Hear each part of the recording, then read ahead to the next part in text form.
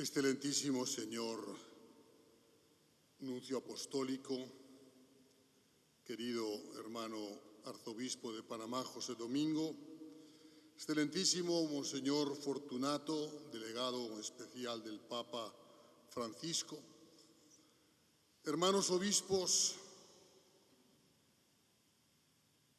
gobernantes, salientes y entrantes, hermanas y hermanos todos, el día de hoy es para nosotros sagrado, porque en él celebramos el martirio de los santos apóstoles Pedro y Pablo. No nos referimos ciertamente a unos mártires desconocidos. A toda la tierra alcanza su pregón y hasta los límites del orbe su lenguaje. Estos mártires, en su predicación, daban testimonio de lo que habían visto con un desinterés absoluto. Dieron a conocer la verdad hasta morir por ella. Así iniciaba San Agustín uno de sus sermones en esta festividad. Pedro, recordemos, era un pescador de Betsaida. Pablo era un judío ilustrado de Tarso, en la actual Turquía, de la tribu de Benjamín, de formación farisea. Ambos, como nos recordaba el señor nuncio, fueron llamados por Cristo Jesús, el uno junto al lago de Genesaret, el otro en el camino de Damasco, a donde iba a perseguir a los cristianos.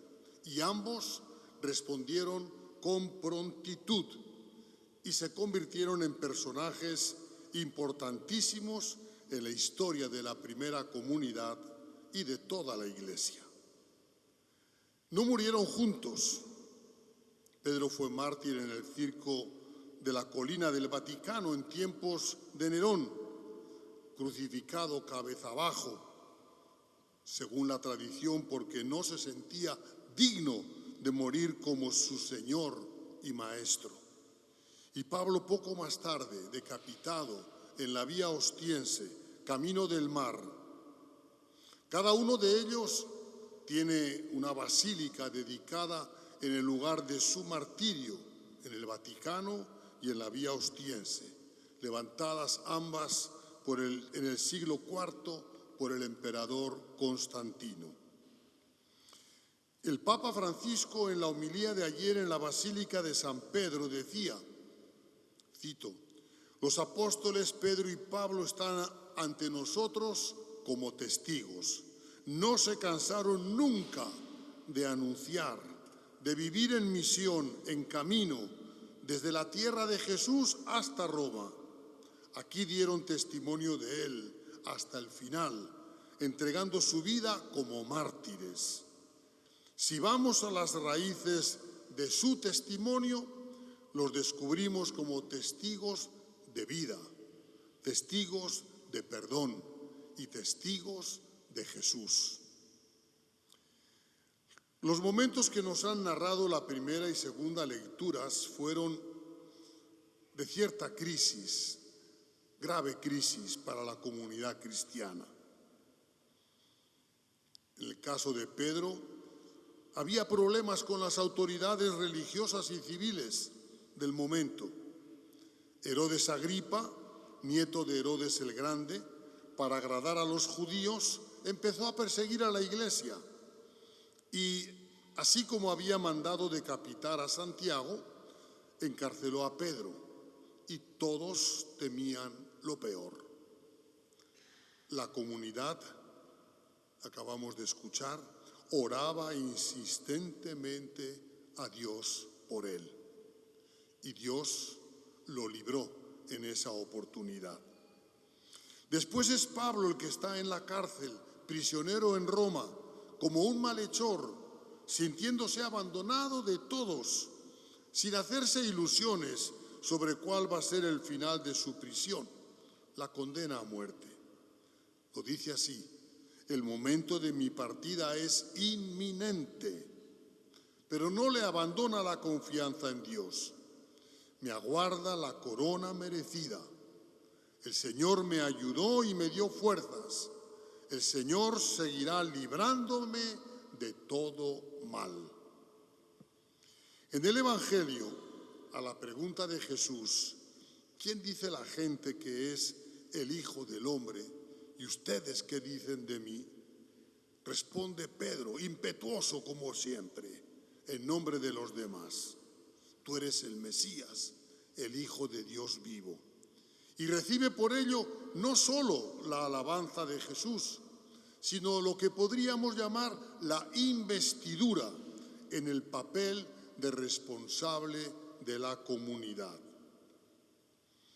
La fiesta de hoy, pues, nos estimula ante todo a aumentar nuestra conciencia de iglesia, y en concreto de iglesia apostólica.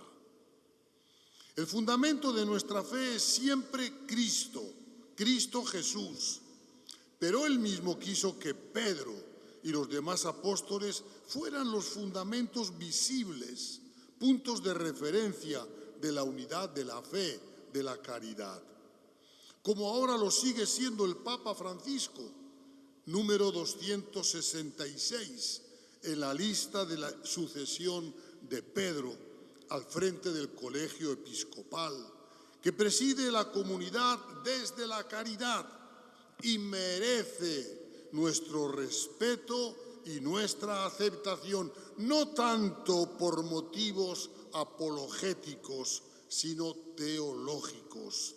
No porque tiene todas las cualidades y acierta en todo, ojalá sea así, sino porque Cristo ha querido una comunidad eclesial apostólica, basada en el ministerio de los apóstoles y sus sucesores.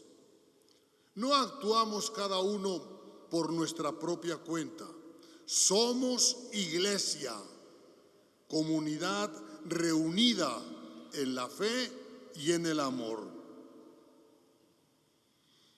Todos somos conscientes de las muchas y graves situaciones a las que el Papa Francisco, con los pies en la tierra, pero con el corazón y la cabeza en el cielo, tiene que hacer frente. Y lamentablemente, muchas veces los enemigos están dentro. Algo de eso dejaba entrever el Papa cuando el pasado día 13, al recibir a los nuncios del mundo, y allí estaba Monseñor Adamczyk, y decir que el nuncio es un hombre del Papa, señalaba, sin pepitas en la lengua: ciertamente, todas las personas pueden tener reservas, simpatías y antipatías, pero un buen nuncio no puede ser hipócrita, porque el representante es un enlace, o mejor dicho, un puente de conexión entre el vicario de Cristo y las personas a quienes ha sido enviado en una zona determinada, para lo cual ha sido nombrado y enviado por el romano pontífice. Por lo tanto, resaltó, es irreconciliable ser un representante pontificio y criticar al Papa por detrás, tener blogs o incluso unirse a grupos hostiles a él, a la curia y a la Iglesia de Roma. Mutatis mutandis, esto es acotación mía, ya terminé la cita del Papa. ¿Podría decir el Papa algo similar de cardenales, obispos, sacerdotes, religiosos, religiosas, laicos y laicas, que muchas veces parecemos más papistas que el Papa? No es necesario caer en la papolatría para reconocer y acoger con filial solicitud la figura y el magisterio del Papa. ¿A quién dijo Jesús: tú eres Pedro y sobre esta piedra edificaré mi iglesia? ¿A quién dijo Jesús: te daré las llaves del reino de los cielos? ¿A quién dijo Jesús: apacienta mis corderos, apacienta mis ovejas? ¿A quién dijo Jesús: confirma en la fe a tus hermanos? En los 6 años de pontificado del Papa Francisco se han publicado muchos libros sobre él, pero entre ellos hay 3 que a mí me han llamado la atención y que los he leído con sumo gusto. No tengo regalías en la venta, no crean que estoy haciendo propaganda. Pero creo que resumen y realzan los 3 rasgos que ponen más de relieve su figura y su misión. Me refiero a uno titulado El Papa de la Misericordia, de Javier Martínez Brocal. Otro, El Papa de la Alegría, de Juan Vicente Bou. Y el más reciente, hace unas semanas, El Papa de la Ternura, de Eva Fernández. Misericordia, alegría y ternura reflejan el rostro de Dios revelado en Cristo Jesús y que muchas veces hemos olvidado para convertirnos en cristianos amargados, inmisericordes, hoscos, adustos y hacer de la Iglesia una madrastra en lugar de una madre, una fábrica de condenas en lugar de una casa de perdón, una muralla de leyes en lugar de una morada abierta y acogedora, una cueva de intrigas, de carrerismo, en lugar de una casa de comunión, sinodalidad y servicio. La apuesta del Papa Francisco por la misericordia, la alegría y la ternura no es una fachada o una pose. Se trata de coherencia evangélica con aquel que no vino a ser servido, sino a servir, que no vino a condenar, sino a salvar, que no vino a esperar a la oveja perdida, sino a buscarla, que no vino a pedir credenciales de pureza religiosa o ética, sino a acoger a publicanos, prostitutas, leprosos y a todos los desechados del mundo religioso, social y político de su época, aunque lo tacharan de borracho, mujeriego, comilón, impuro. Ese fue Jesús. Y esa es la Iglesia que vive e impulsa el Papa Francisco. Es la única Iglesia. Y es la Iglesia que nosotros vimos vibrar y entusiasmarse hace 5 meses, llenando las calles de Panamá al paso de la caravana papal, y que abarrotó los espacios celebrativos y que acogió con cariño y disponibilidad a los miles de peregrinos que nos visitaron con motivo de la JMJ. Desde las autoridades gubernamentales hasta la viejita con mitra, desde los enfermos de VIH hasta los jóvenes detenidos, desde los católicos hasta los hermanos de otras religiones. Muchos de nosotros tenemos grabada en la retina la imagen del Papa vestido con el gremial, con las mangas de la sotana remangadas, ungiendo profusamente con el Santo Crisma el altar de esta catedral que nos acoge hoy. Para no alargarme, hago mías las palabras de un comentarista que invita a, cito, reorientar nuestra mirada, no tanto hacia la persona del Papa, sino hacia donde el Papa mira,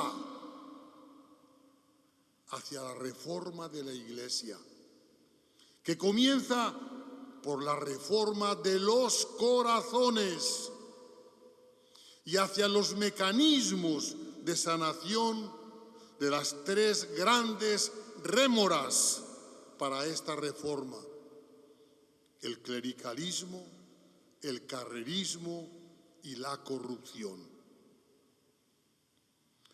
Por veleidades del calendario, este día en que la Iglesia de Panamá, con la presencia del nuncio apostólico, de la conferencia episcopal, celebra el Día del Papa, también es el prólogo de la transferencia de mando entre los gobiernos saliente y entrante de Panamá, producto de un torneo electoral, reñido como nunca antes, pero transparente como siempre. Y aquí están los representantes de ambos.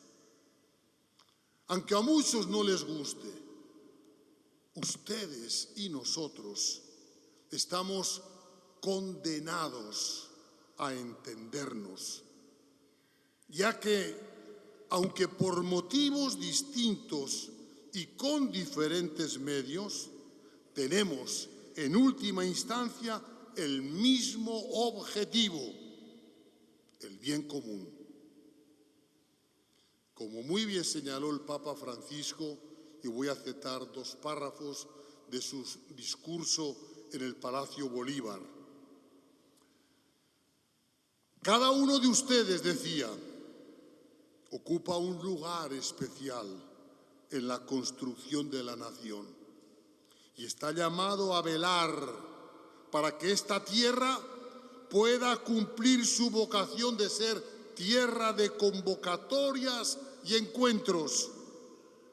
Esto implica la decisión, el compromiso y el trabajo cotidiano para que todos los habitantes de este suelo tengan la oportunidad de sentirse actores de su destino, del de sus familias y de la nación toda. Es imposible pensar el futuro de una sociedad sin la participación activa y no solo nominal de cada uno de sus miembros, de tal modo que la dignidad se vea reconocida y garantizada en el acceso a la educación de calidad y en la promoción de trabajos dignos. Ambas realidades tienen la fuerza de ayudar a reconocer y valorar la genialidad y el dinamismo creador de este pueblo, y a su vez son el mejor antídoto ante cualquier tipo de tutelaje que pretenda recortar la libertad y someta o saltee la dignidad ciudadana, especialmente de los más pobres. Y añadía: las nuevas generaciones, esas que vimos vibrar en la JMJ, desde su alegría y entusiasmo, desde su libertad, sensibilidad y capacidad crítica, reclaman de los adultos, pero especialmente de todos aquellos que tienen una función de liderazgo en la vida pública, llevar una vida conforme a la dignidad y autoridad que revisten y que les ha sido confiada. Es una invitación a vivir con austeridad y transparencia, en la responsabilidad concreta por los demás y por el mundo. una invitación a llevar una vida que demuestre que el servicio público es sinónimo de honestidad y justicia y antónimo de cualquier forma de corrupción.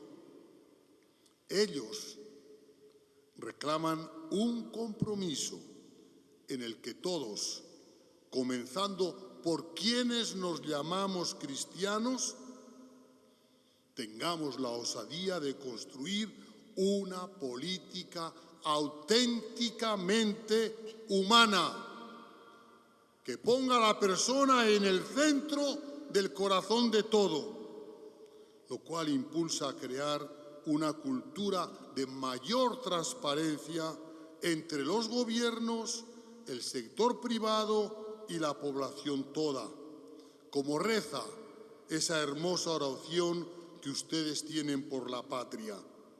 Danos el pan de cada día, que lo podamos comer en casa propia y en salud digna de seres humanos.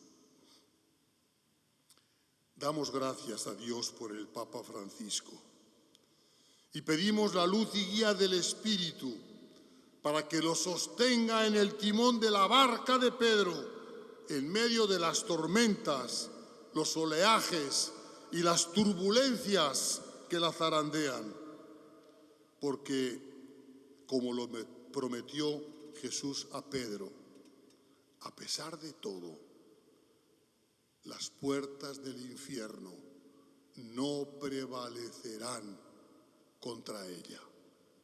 Amén.